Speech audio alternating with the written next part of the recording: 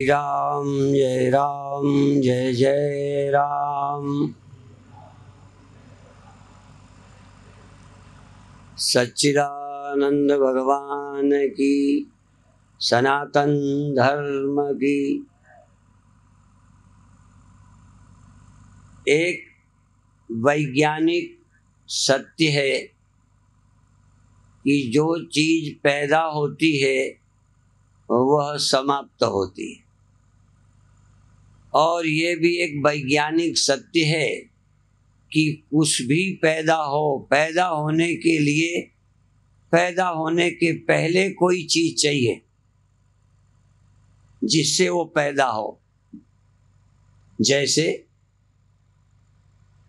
ढेले को पैदा होने को मिट्टी चाहिए, बुलबुले को पैदा होने के लिए पानी चाहिए, औजार के बनने के लिए लोहा चाहिए। बिना किसी अस्तित्व के कोई चीज पैदा नहीं हो सकती। तो पैदा होने के लिए, पैदा होने के पहले कुछ हो जिससे वो पैदा होगी। ये एक वैज्ञानिक तथ्य है।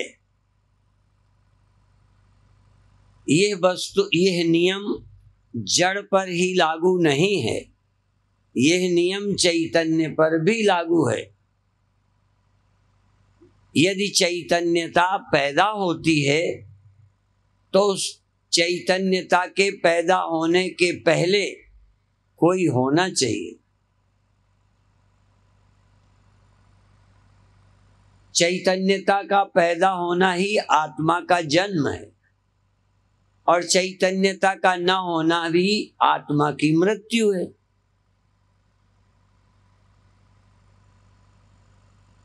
देह नहीं, मैं यहां देह नहीं बोल रहा, चैतन्य। देह तो ये रात को भी था।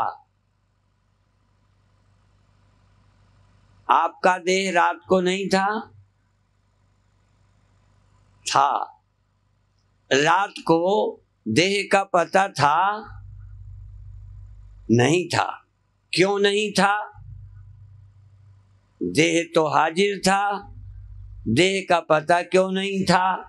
आपका उत्तर होगा चैतन्यता नहीं थी। चैतन्यता पैदा हुई, देह का पता चलने लगा। चैतन्यता का जन्म होते ही देह का पता चला। चैतन्यता के लीन होते खोते ही देह का पता न रहा। ये चैतन्यता किससे पैदा होती है? चैतन्यता सच्ची वाली पैदा होती है या झूठी? इसके लिए फिर उदाहरण दो, ले लो। एक ढेला जिसका जन्म हुआ, एक वह मिट्टी जिससे उसका जन्म हुआ। वहां दो हैं, दोनों को है बोलते हैं। पैदा हुए ढेले का नाम भी है, उसका नाम है कहोगे या नहीं? ढेले को क्या कहोगे? है। पर ढेले को है भी कहोगे, कुछ दिन कुछ समय बाद कहोगे नहीं है। पर जरा ध्यान दो मिट्टी की तरफ, उसको कब कहोगे नहीं है? उसको कब कहोगे पैदा हुई? तो एक है पैदा हुई, रही और खो गई। एक है पैदा नहीं हुई और नहीं खोई। ऐसे ही चैतन्य भी दो हैं। दो चैतन्य हैं। एक वह जो चैतन्य पैदा हुआ, कुछ देर रहा, खो गया। मैं अब देह नहीं कहता, अब मैं जगत नहीं कहता। चैतन्यता पैदा हुई, कुछ देर रही, खो गई। तो ये चैतन्यता पैदा हुई है। एक चैतन्यता वो जो चैतन्यता के पैदा होने की साक्षी है, चैतन्यता के रहने की साक्षी है, चैतन्यता के खो जाने की साक्षी है। यह चैतन्यता उत्पन्न नहीं हुई। दो हैं, एक पैदा हुई, एक बिना पैदा हुई। आप पूछेंगे कि वास्तविक चैतन्यता पैदा होती है या क्या पैदा हुई को वास्तविक चेतन कहना चाहिए? जैसे पैदा हुए को सच्चा है नहीं कहते, पैदा हुआ ढेला वो सच्चा है नहीं, सच्चा है पैदा नहीं हुआ। लोहा औजार पैदा हुआ, वो पैदा हुआ है, एक बिना पैदा हुए है। ऐसे ही आत्मा भी दो तरह की है, एक पैदा हुई मैं जो कुछ देर रहती खो जाती, एक बिना पैदा हुई मैं जो पैदा नहीं होती कभी खोती नहीं। पर आम लोगों के लिए पैदा होने वाली मैं ही सच्ची है और एक के लिए वो मैं सच्ची है जो पैदा नहीं हुई। इसलिए कृष्ण भगवान कहते हैं न जायते मृते वा कदाचिन नायम भूत्वा भविता वा न भूया। एक असली मेरी मैं कभी पैदा नहीं होती, कभी मरती नहीं, कहीं आती जाती नहीं। एक मैं पैदा होती है, तो पैदा हुई मैं उनको सच्ची लगती है जो स्वप्न देख रहे हैं, जो सत्य को नहीं देख रहे हैं, जो सत्य से अनभिज्ञ हैं, मूढ़ हैं, उन्हें पैदा हुई मैं ही सच्ची लग रही है और मर जाना सच्चा लग रहा। पर दूसरे जो ज्ञानी हैं उनको पैदा हुई वाली झूठ लगती है, मर जाने वाली झूठ है, सच्ची मैं पैदा ही नहीं होती। और सच्ची मैं संसार भर में एक है, सच्ची मैं संसार भर में एक है, वो कभी नहीं पैदा होती, कहीं नहीं पैदा होती, हाँ किसी की भी नहीं पैदा होती। वो चींटी के अंदर भी है, हाथी के अंदर भी है, ब्रह्मा के अंदर भी है, साधु के अंदर भी है, जो नहीं पैदा होती। और पैदा होने वाली भी सब जगह है। उस पैदा होने वाली मैं को खोजना, जिससे इतनी बड़ी सृष्टि की भ्रांति से मुक्त हो जाओ, ये बहुत ऊंची बात है।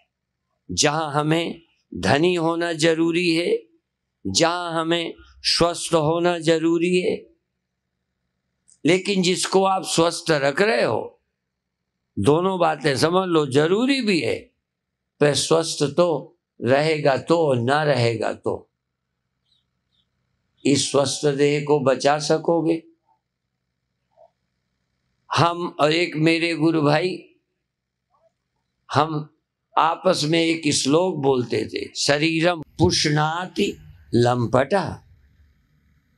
शरीर को यदि पालोगे, सावधान, दोनों तरफ खतरे। जितना ही प्यार से इस बकरे को पालोगे ना, उतना ही इसका न रहना बुरा लगेगा। तो क्या इसको प्यार से न पालें, मरने दें? ना तो मरने दो, प्यार से पालो। लेकिन इस बकरे को चरा के, ये कसाई लोग ना या बेचने वाले बकरे को पहले खूब तैयार करते हैं जिससे अच्छा बिके। खरीदने वाले भी बकरे की साइज और स्वास्थ्य देख के पैसे देते हैं। सब बकरे एक रेट में नहीं बिकते। तो बकरा अच्छा चरा होगा, अच्छी कीमत मिलेगी।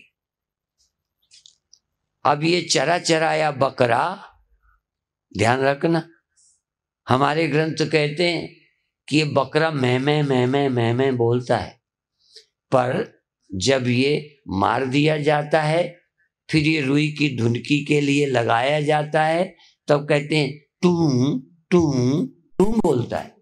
वही बकरा जिंदा में मैं, हमारे पे तू।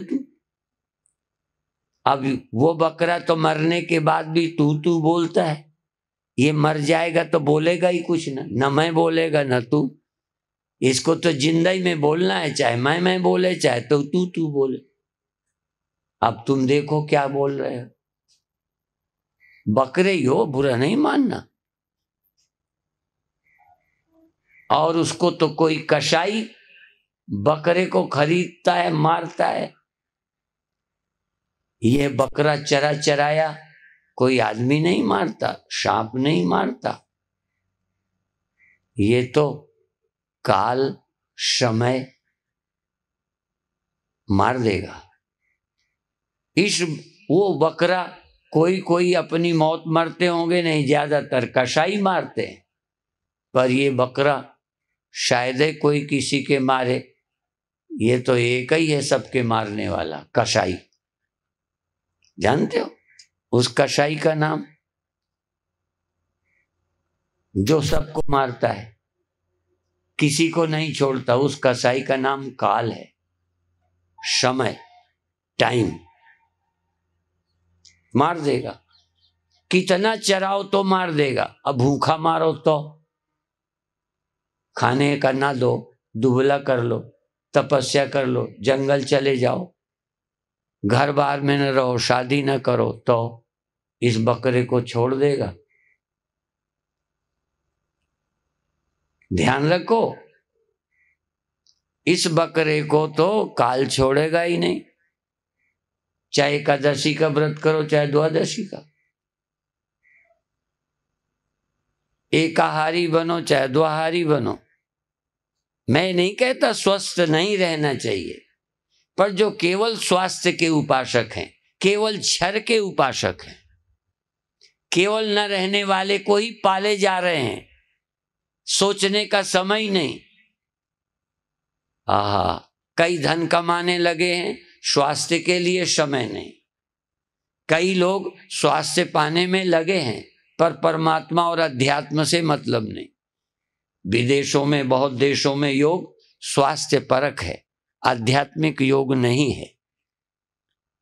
कई लोग धन में लगे हैं, स्वास्थ्य के लिए भी समय नहीं है। इसलिए वो लोकोक्ति प्रचलित है, wealth is lost, nothing is lost. Health is lost, something is lost. और मैं कहूंगा spiritually is lost, everything is lost. यदि अध्यात्म गया तो सब कुछ गया। पर आम लोगों के लिए spirituality is lost, nothing is lost. अध्यात्म नहीं तो कुछ नहीं गया। हमारा धन है, हमारा परिवार है, गया क्या? सत्संग गया तो कुछ नहीं गया, क्योंकि सत्संग स्पिरिचुअलिटी के, अध्यात्म के पाने का साधन है। इसीलिए तो वो सुनाते हैं कि सुतदारा और लक्ष्मी पापे किए भी होए, संत समागम हरिकथा तुलसी दुर्लभ दोए। सत्संग और अध्यात्म एक चीज है। भले सब कथाओं को अध्यात्म ना कहें, पर अध्यात्म की ओर झुकाव न हो तो वो कथा ही नहीं है। कथा सभी अध्यात्म की ओर ले जाती है। इसलिए अध्यात्म नहीं तो न धन और न तन, न परिवार, कुछ भी एक दिन तुम्हारे साथ नहीं होगा। उस समय शांति क्या होगी? जिसे सार समझा था परिवार छूटेगा, जिसे कीमती समझा था धन जाएगा, जिसको पाला था ये तन जाएगा। क्या है उस दिन? और भारतीयों के पास थोड़ा विश्वास भी है कि देह छूटता है, अगले जन्म जाएंगे, स्वर्ग जाएंगे, नरक जाएंगे, कुछ बचेंगे तो कुछ तो बचेगा। भारतीय मर के भी थोड़ा बचता है नरक भोगने के लिए। धार्मिक बच जाता है, देह मरेगा, चलो पापी ही सही, नरक जाऊंगा, रहूंगा तो, मरूंगा तो नहीं। ध्यान रखो, जिनके देश में, जिन लोगों में इसी भौतिक सत्यता के अलावा, मार्क्स और लेनिन के देश में, जहां इस जगत के अलावा कुछ नहीं है, वो मर जाते हैं, कुछ भी नहीं बचा, सब खो रहे हैं, धन खोया, तन खोया, परिवार खोया, और जिसे मैं कहते थे वो भी खोई, बचा क्या। इसलिए ये दोहा तो मुझे पूरा याद नहीं रहता कि वे नर ऐसे जाएंगे जो मूली के खेत। राम नाम, चलो राम नाम जाना नहीं, ये राम को पहचाना नहीं, आत्मा को प्रभु को समझा नहीं, और राम नाम चीना नहीं, किया न हर से हेत, हरि से हेत, हरि से संबंध, हरि से अपना रिश्ता तो किया नहीं। वे नर ऐसे जाएंगे जो मूली के, ये मूली का क्यों कहा? हर पेड़ काटा जाता है तो जड़ बच जाती। आम का पेड़ काटो, अमरूद का पेड़ काटो, किसी का पेड़ काटो तो पेड़ काटोगे, ये यूकलिप्टस काटो और फिर बेरी काटो, फिर देखो जो परमात्मा का झुकाव रखते हैं, धर्म से जुड़े हैं, यदि वो काट भी दिए जाएंगे तो उनका पेड़ कटेगा, तुम उगने के लिए फिर बच जाओगे, उगोगे। धार्मिक लोग मर करके जन्म लेते हैं, इसका मतलब कुछ तो बच गए। पेड़ काटा हुआ दोबारा होता है, तिबारा होता है। बल्कि प्रश्न आया है उपनिषद में कि पेड़ काट लिया जाता है तो जड़ बच जाती है, जिससे फिर पेड़ होता है। ये मनुष्य का क्या बच जाता है मरने पर जो फिर उगता है? तो जो लोग ये मानते हैं उन्हें उगने की संभावना, जन्मने की संभावना, पुनरपि जननम पुनरपि मरणम पुनरपि जननी जठरे शयनम। सच बताऊं, ये जन्म मरण का विश्वास भी काफी अच्छा है। सदा की मृत्यु से बचाता है। अज्ञानी सदा के लिए मरता है, प्रभु का भक्त जन्म मरण मानने वाला जीव, देह से ऊपर जीव की सत्ता मानने वाला फिर आता है, फिर जाता है, फिर आता है, फिर जाता है। मर जाने से तो अच्छा है। तुम दुखी होते हो। एक व्यक्ति मुझे मिला जीवन में जो बहुत खुश हुआ, एक तहसीलदार था, कन्नौद। कन्नौद ये मध्य प्रदेश में इंदौर देवास की तरफ। मैं तहसीलदार के घर ठहरा। उसने बड़ी श्रद्धा से एक बात पूछी कि मृत्यु के बाद पुनर्जन्म होता है? पूछा। मैंने कहा हाँ होता है। बहुत प्रसन्न हुआ। मैंने कहा लोग तो जन्म की बात सुन के दुखी होते हैं, आप खुश क्यों हुए? कहते मुझे बहुत राहत मिली कि मैं मरूंगा नहीं।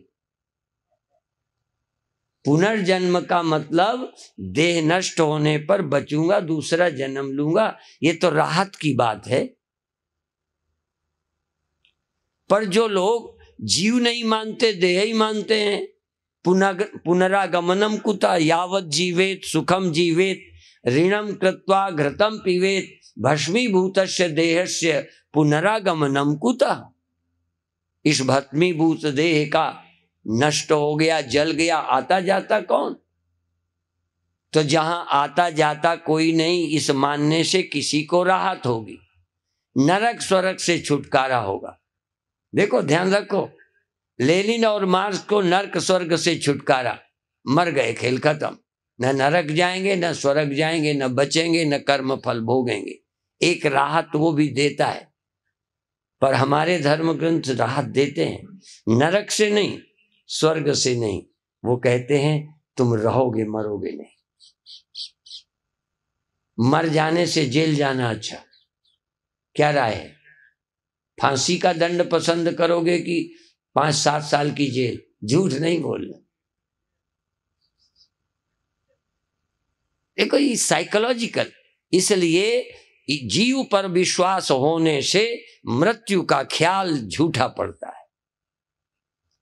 और अध्यात्म क्या करता है? अरे अध्यात्म का फायदा तो किसी की खोपड़ी पे धंसता ही नहीं। अध्यात्म का फायदा है न तुम देह हो, न तुम जीव हो, तुम आत्मा हो। ना हम देह हो, हम आत्मे थी। मैं और कहना, ना हम जीव, हम आत्मे थी। मैं आत्मा हूं जो कभी पैदा होता ही नहीं, पैदा हो सकता ही नहीं। ये चिदाभास पैदा होता है, देह पैदा होता है, चिदाभास सुबह जागता है, देह मिल जाता है। मुझे चैतन्य को देह ना कभी मिला है, ना देह कभी भी छूटता है, ना मैं देह में आया हूं, ना देह को छोड़ता हूं। मैं वो आत्मा हूं। जरा कठिन है। नास्तिकता से भी एक राहत मिलती है, ध्यान रखो। मैंने मास्को में ये प्रवचन किया कि नास्तिकता से राहत ये मिलती है कि नरक स्वर्ग नहीं होगा। खाओ पियो मौज करो, चाहे जैसे रहो, पुनर्जन्म नहीं होता, नरक स्वर्ग नहीं होता। कितनी बड़ी पीड़ा से मुक्ति मिलती है, पर मृत्यु से मुक्ति नहीं मिलती, ध्यान रखो। अध्यात्म में फर्क है। मृत्यु भी नहीं होती और स्वर्ग नरक भी नहीं होता है, उसका नाम अध्यात्म है। ये जरा गहरी बात है। अध्यात्म माने मृत्यु भी नहीं और अध्यात्म माने पुनर्जन्म भी नहीं। पुनर्जन्म भी ना हो, मृत्यु भी ना हो, उसका नाम है अध्यात्म। पुनर्जन्म ना हो, पाप पुण्यों का फल ना हो, स्वर्ग नरक ना हो, इसका नाम है मृत्यु। और स्वर्ग नरक हो, पुनर्जन्म हो, इसका नाम है धर्म। भोगना पड़ेगा, भोग, जेल भी ना हो और फांसी भी ना हो, छूट जाए। आप पर कोई केस चलता है तो फांसी की तुलना में जेल पसंद है, और दोनों ना हो तो बोलो तुम क्या चाहोगे, दोनों ना हो कि दो में एक हो जाए। अध्यात्म दोनों से छुट्टी करता है, जन्म मृत्यु से भी, आवागमन से भी और मृत्यु से, दोनों से छुटकारा देता है, उसका नाम अध्यात्म है। और मृत्यु से बचाता है, दूसरे जन्म में भेजता है, इसका नाम पाप पुण्य कर्मों का फल है, धर्म है। और जो धर्म को भी नहीं मानता, ईश्वर का भी विचार नहीं करता, वो तो पैदा हुए हैं, खूब जी रहे हैं, बकरे की तरह खा रहे हैं, मस्त हैं, और मर जाएंगे, फिर आए जाएंगे नहीं, पर बचेंगे भी नहीं, बचने की संभावना नहीं। इसलिए उनको मूली का खेत कहा है। मूली का खेत फिर उगता है ना, मूली का खेत तो जड़ से ही चला गया। ये नास्तिक मूली के खेत हैं। धार्मिक लोग आम पेड़ हैं, जो काटे तो जाएंगे, फिर उगेंगे, फिर काटे जाएंगे, फिर उगेंगे, ये मरेंगे नहीं, पैदा होते रहेंगे। और ब्रह्मज्ञानी मिट्टी की तरह हैं, ना पेड़ हैं, ना मूली हैं, वो तो वो हैं जहां सब होते हुए जिसका कभी कुछ होता नहीं, थे, हैं और रहेंगे। ये है अध्यात्म। तो अभी थोड़ी देर के लिए फिर साधना कराएंगे। अभी आप सीधे बैठ जाएं, रीढ़ सीधी करें और लगातार धीरे धीरे, देखो मैं झुकूंगा श्वास के लिए, आपको झुकना नहीं।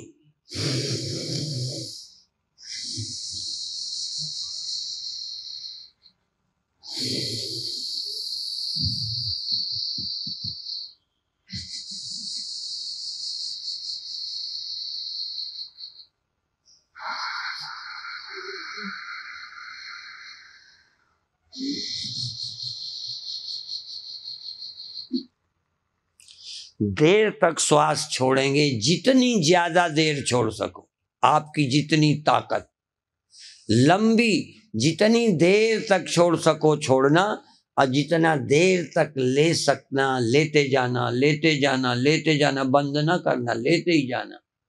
कितनी देर, जब तक ले सको। उसमें अलग अलग है क्षमता। और कुछ नहीं करना, आंख बंद कर लो।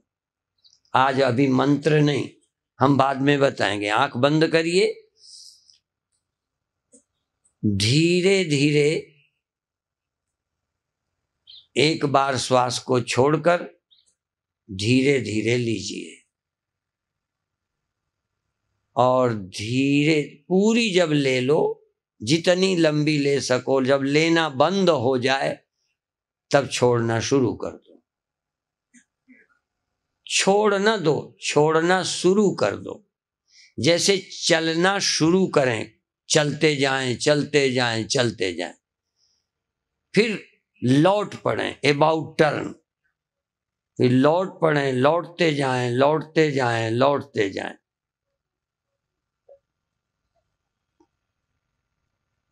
श्वास को प्रेम पूर्वक आनंद के साथ एकाग्रता से सजग रहकर, चैतन्य रहकर श्वास लेते जाएं लेते जाएं लेते जाएं, छोड़ते जाएं छोड़ते जाएं छोड़ते जाएं। छोड़ दे नहीं कहता, छोड़ते जाएं, ले ले नहीं, लेते जाएं लेते जाएं छोड़ते जाएं। विद अवेयरनेस, विद हैप्पीनेस, प्रसन्नता पूर्वक, विद अवेयरनेस, सजग रहते हुए, चैतन्य रहते हुए, with awareness, long inhale, long exhale, long, longer, longest exhale, longest inhale, no long, no longer, longest, longer, लंबी और लंबी और लंबी लें, और लंबी और लंबी और लंबी छोड़ें। साथ में एकाग्रता पूरी। एक ही साधे सब सधे, सब साधे सब जाए, जो तू सींचे मूल को, फूले फले अघाए। एक ही साधना प्रेम से करिए, प्रेम से, एकाग्रता से और ध्यान से। इसका नाम ध्यान। ध्यान से श्वास लीजिए, एकाग्रता से लीजिए, प्रसन्नता से लीजिए, आनंद से, प्रेम से, प्रसन्नता से, एकाग्रता से, चैतन्यता से। चैतन्य ज्योति, चिद ज्योति श्वास लेते में जाग रही है, श्वास लेते में, श्वास छोड़ते में। प्यार से, प्रसन्नता से, श्रद्धा से, ससम्मान, रोम रोम पुलकित हो, आपका कण कण, खून का कण कण आनंदित हो। एक एक सेकंड प्रसन्नता का हो। बिना प्रसन्नता के श्वास लेना नहीं। कई लोग संकल्प ले लेते हैं कि यदि मेरे से गलती होगी तो एक वक्त का भोजन नहीं करूंगा, यदि मेरा नियम टूटा तो इतने रुपए जुर्माना दूंगा। ऐसे ही श्वास लेते में होश न रहे तो समझो गलती कर दी, श्वास लेते में प्रसन्नता न रहे तो समझो व्रत टूट गया। तो इसमें दंड क्या है? यदि श्वास लेते में ध्यान न रहा, तुम होश में न थे, तुम इधर उधर बहक गए, तो यही सजा है, दोबारा फिर होश से लो। एक बार चूक गए तो दूसरी श्वास प्रसन्नता से लो, एकाग्रता से लो, प्रसन्नता से, ध्यान से लो। प्रायश्चित, आहा, गो हत्या का प्रायश्चित है, पर देहाभिमानी का प्रायश्चित नहीं है। कहने लगे फिर क्या करे? कहने बस ब्रह्मज्ञानी बने, देहाभिमानी ब्रह्मज्ञानी बने, यही प्रायश्चित है और कोई नहीं। पुण्य कर ले तो देहाभिमान रूपी पाप नहीं जाता। बेहोशी का पाप कुछ करने से नहीं जाता, बेहोशी का पाप होश से जाता है। दुख का पाप प्रसन्नता से जाता है। मेरे गुरुदेव कहते थे, मैं जड़ नहीं हूं अर्थात चेतन हूं, मैं दुखी नहीं हूं अर्थात सुखी हूं, मैं दुख नहीं हूं आनंद हूं, मैं जड़ नहीं हूं चैतन्य हूं। यदि जड़ता आ जाए तो भी सावधान, इस जड़ता का साक्षी मैं हूं, इस बेखबरी का साक्षी मैं हूं, इस बेखबरी का, इस जड़ता का, इस अप्रसन्नता का आश्रय परम चैतन्य मैं हूं। श्वास धीरे धीरे लेते जाएं, धीरे धीरे छोड़ते जाएं। जोर श्वास से ज्यादा सजग रहने में। सजगता गोल है, प्रसन्नता गोल है, श्वास गोल नहीं है। श्वास तो खेलना है, श्वास लेना एक खेल है। गोल क्या है, लक्ष्य क्या है, विजय क्या है? चैतन्य रहना, प्रसन्न रहना, एकाग्र रहना। किस बात में?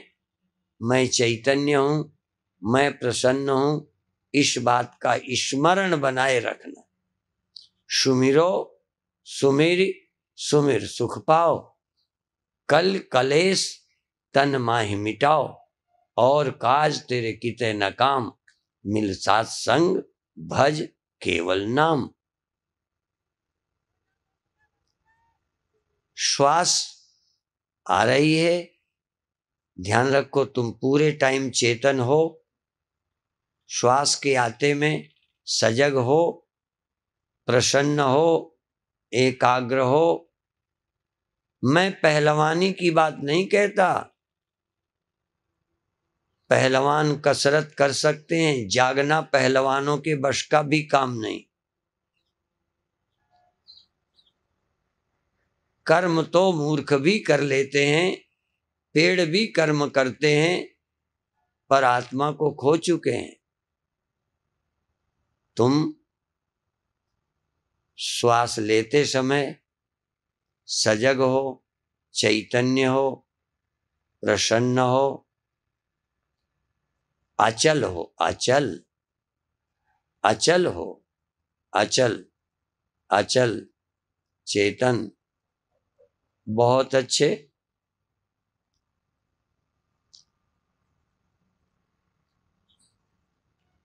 श्वास धीमी धीमी हो, पहलवानी नहीं,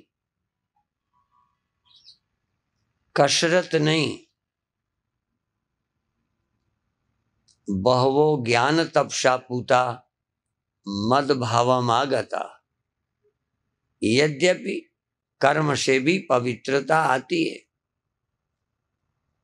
पर छूटे मल की मलही के धोए। मैल मैल के धोने से नहीं कटता, कर्म स्वयं एक मैल है।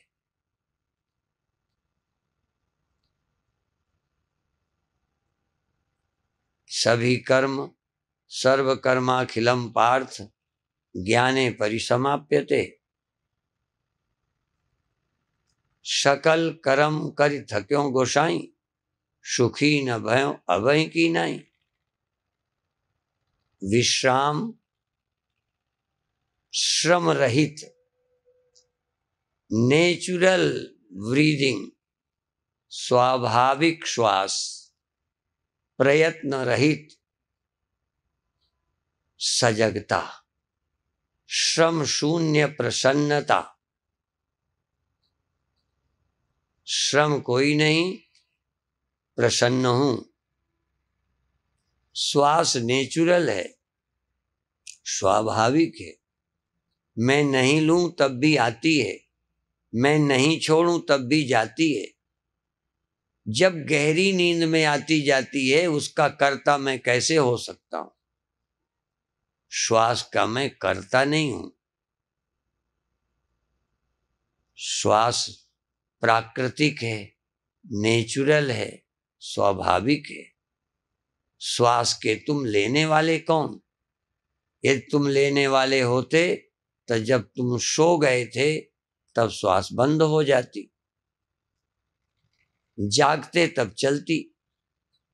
पर श्वास रक्त संचार से भी ज्यादा नेचुरल है।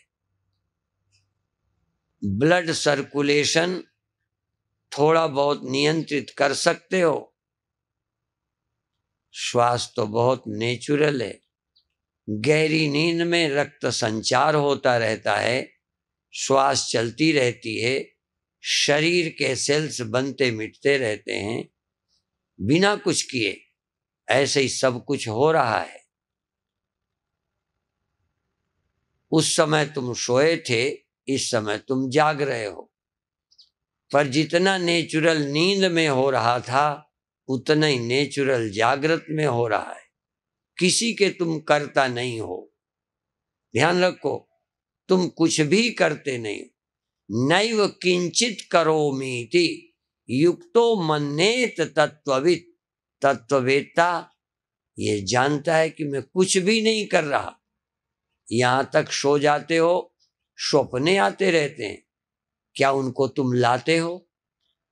जागृत में भी क्या क्या याद आ जाएगा, क्या याद से चला जाएगा, जाने दो। स्मृति में आने दो, स्मृति से जाने दो, क्रियाएं होने दो। पर तुम निर्विकार चेतन हो, शांत चेतन हो, पवित्र चेतन हो, प्योर कॉन्शियसनेस हो, शुद्ध चैतन्य, न कर्ता न भोक्ता। और सच बता दूं, न एक देशी। चेतन एक देशी नहीं, चेतन अनेक नहीं, एक ही चेतन संपूर्ण ब्रह्मांड में है। एकदम विश्राम, श्वास सहज, श्वास स्वाभाविक। स्वप्न की तरह जागृत में भी मन स्वाभाविक स्मृति आती है, स्मृति जाती है। कौन स्वप्न आएगा, कौन जाएगा, कोई गारंटी नहीं। ऐसे कोई याद आए, कोई जाए। किस किस की याद करिए, किस किस को रोइए। विश्राम परम चीज है, विश्राम परम लक्ष्य है। विश्राम पाइए, कर्तापन छोड़िए।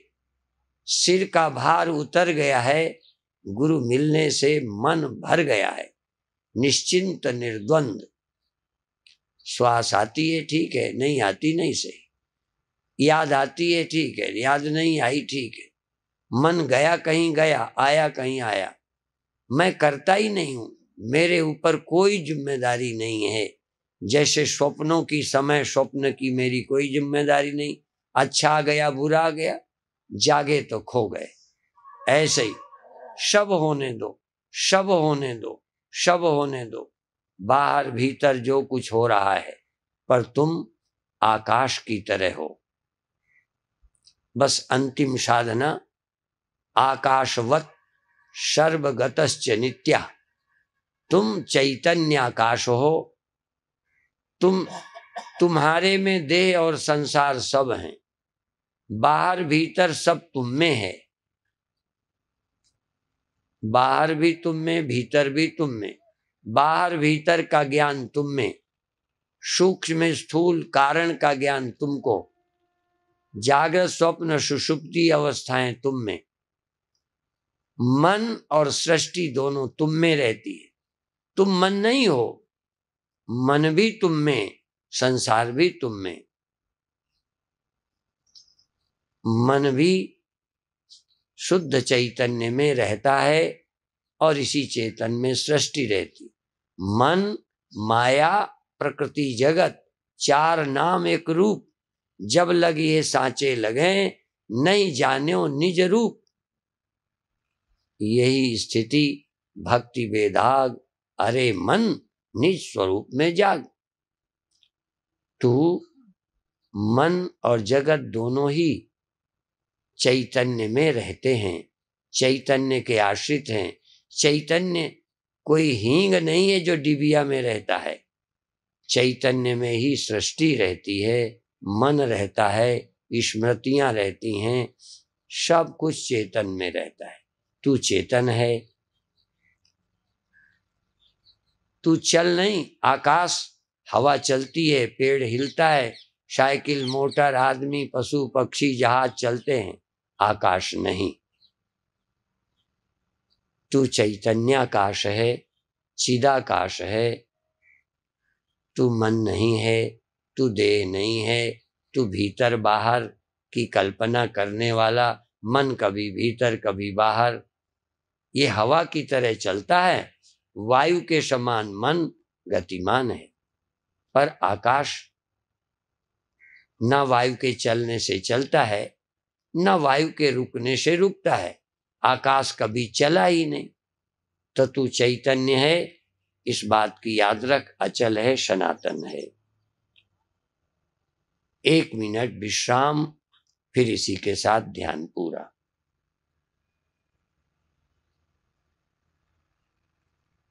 कुछ भी नहीं कर रहे, ना हम मन हैं, ना हम इंद्रियां हैं। इंद्रियां हैं, देह है, मन है, पर ये हम नहीं हैं। हम भीतर अकेले नहीं, हम बाहर भी हैं। हम बाहर अकेले नहीं, भीतर भी हैं। ध्यान करो, मैं भीतर भी हूं, बाहर भी हूं। मैं माने देह नहीं, मैं माने मन नहीं। मन भीतर है तो बाहर नहीं, बाहर है तो भीतर नहीं। मन यहाँ है तो वहां नहीं, वहां है तो यहाँ नहीं, छोड़ जाता है। हवा इधर तो कभी उधर, पर आकाश यहाँ भी वहां भी। इसी तरह से तुम केवल भीतर नहीं हो या केवल बाहर नहीं हो, तुम बाहर भीतर हो, बाहर भीतर सब तुम में है। ये सृष्टि की कल्पना और मन सब तुम में अध्यस्त है। तुम जगत अधिष्ठान हो। तुम व्यक्ति मानकर सोचते रहते हो, मन मानकर सोचते रहते हो, यही बंधन है। इस सत्य का स्मरण सहज भाव से करो। 1 मिनट विश्राम, इसके बाद छुट्टी।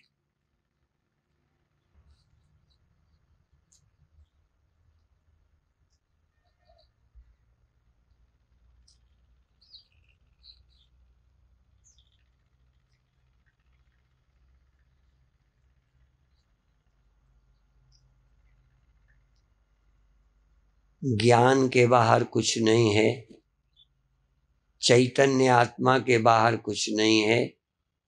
तुम वही चैतन्य हो। तुम व्यक्ति और मन बनकर न सोचो, तुम उस चैतन्य ब्रह्म का आत्म रूप से अनुभव करो। तुम्हारे से बाहर कुछ नहीं है। तुम बाहर भीतर आज अखंड अनंत हो, ऐसा स्मरण करते हुए छोड़ दीजिए। सहज भाव से छोड़िए, समय हो गया है।